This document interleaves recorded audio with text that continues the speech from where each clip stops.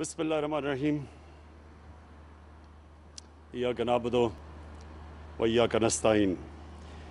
मैं सबसे पहले जुल्फ़ी बुखारी आपको और वर्कर्स वेलफेयर फ़ंड के अंदर आपकी टीम को, जो पोपलज़ई साहब नहीं है आज, उनको आपकी सारी टीम को आज खराज तहसीन पेश करता हूँ कि ये जो आपने आगाज़ किया है 25 साल पुराने प्रोजेक्ट को रिवाइव करके आज आपने ये सब रियलिटी कर दी और लोगों के लिए तैयार कर दिए हैं फ्लैट्स और जो घर हैं। ये बहुत बड़ी अचीवमेंट है, बहुत बड़ी अचीवमेंट है। इसलिए कि 25 साल से कभी किसी ने नहीं सोचा था कि ये भी इसको भी प्रायोरिटी बनाएं कि हम वो लोग जो कभी सोच भी नहीं सकते कि वो अपना घर ख़रीद सकते हैं, अपना घर बना सकते हैं, तो उन लोगों के लिए हमारे बदकिस्मती से मुल्क में कभी भी प्रायोरिटी नहीं थी। यानी हम सब चीज़ों का सोचते थे लेकिन इस तबके का कभी नहीं सोचा इस मुल्क ने। और ये जो हम जब नया पाकिस्तान कहते हैं, नई सोच का नाम है, एक नए माइंडसेट का नाम है। और नया पाकिस्तान का मतलब कि एक माशरे को, सिर्फ एक गवर्नमेंट नहीं, एक मुल्क के फैसला करे कि हमने अपने उस तबके को जो कमज़ोर है, जो ज़िंदगी की रेस में पीछे रह गया है, हमने उसको ऊपर लेके आना है। ये जिम्मेदारी हमारी है सबकी। और गवर्नमेंट सबसे पहले अपने एक्शन से ये साबित करती है कि वो एक नई सोच ले आई है, एक नया तर्ज हुकूमत ले आई है। तो ये हम कोई किसी पे एहसान नहीं कर रहे, ये वर्कर्स का हक है, मेहनत कश लोगों का। और अब तक जिस तरह जुल्फी ने बताया, किराए पे मिलते थे घर वर्कर्स को, अब ये उनके अपने घर हैं। ये वही किराया दे के, वो जो किराया होगा वो कर्ज़ों की किस्त में चला जाएगा और वो घर भी उनका अपना हो जाएगा, अपनी मालकियत हो जाएगी। और हर इंसान जानता है कि कितना एक अपना घर होना सबसे बड़ी नेमत समझी जाती है। देहात के अंदर, गांव के अंदर तो फिर भी आसान होता है, लोगों को अपना छत अपनी ख़रीद लें, बना लें। लेकिन शहरों के अंदर जिधर ज़मीन महंगी है, नामुमकिन है कि एक मज़दूर, एक मेहनत कश, एक तनख्वाहदार,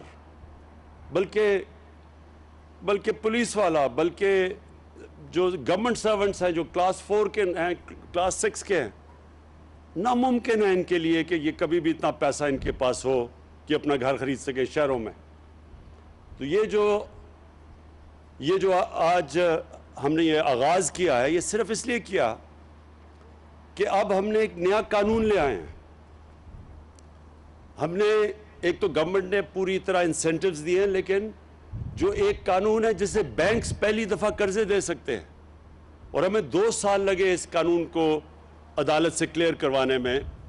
और कानून का नाम है फोक्लोजर लॉ। ये कानून, ये जब तक अदालत से हम क्लियर नहीं करवाते थे तो बैंक पैसे ही नहीं देते थे, कर्जा ही नहीं देते थे। तो आज अगर हमें डिले हुआ है, हम ये जो हमने वादा किया था लोगों से घर बनाने का, उसकी बहुत बड़ी वजह यह है कि 2 साल के बाद वो फोक्लोजर कानून अदालत से क्लियर हुआ और अब मुमकिन है बैंक से पैसा, यानी बैंक कर्जे देंगे, जिसको मॉर्गेज कहते हैं। और ये कभी भी ना हम कर सके अगर बैंक्स इसके अंदर शामिल ना हों। तो अब बैंक्स पूरी तरह शामिल हैं। और मैं आज इधर से स्टेट बैंक गवर्नर रज़ा बाकर को ख़ास तौर पर फिर से ताकीद करता हूँ कि सारे प्राइवेट बैंक्स को, जिन्होंने वादा किया हुआ है कि तकरीबन 380 अरब उन्होंने सिर्फ घरों के लिए, कर्ज़ों के लिए रखे हुए थे, मॉर्गेज के लिए रखे हुए हैं, वो अब इन्फोर्स करें, उनके लिए आसानी करें कि लोगों के लिए, एक आम आदमी के लिए कर्जा लेना आसान हो।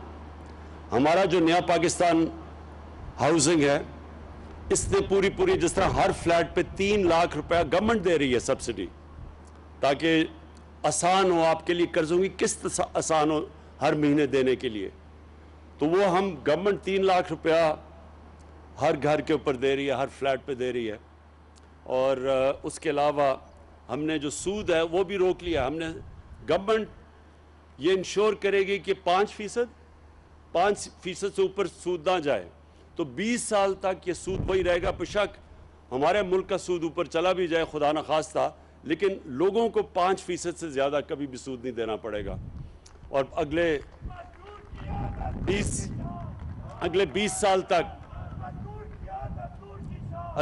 سال تک آپ کے پاس موقع ہوگا آہستہ یہ قرضوں کی قسطیں دینے کا۔ اور یہ آج آغاز ہے، 1500 فلیٹس، اب اگلے فیز میں پھر سے 1500 فلیٹس اور پھر پشاور میں اور ساری جگہ کام شروع ہو گیا۔ ہم پورا آپ کے سامنے جنرل حیدر آپ کو بتانا چاہیے کہ اب کدھر ہمارے سارے پاکستان میں نیا پاکستان کے ہاؤسنگ شروع ہو چکی ہے، اور ہر جگہ کیونکہ ہاؤسنگ کی کمی ہے، بڑے کم لوگوں کے پاس اپنے گھر ہیں، تو اس کی بہت بڑی ڈیمانڈ ہے۔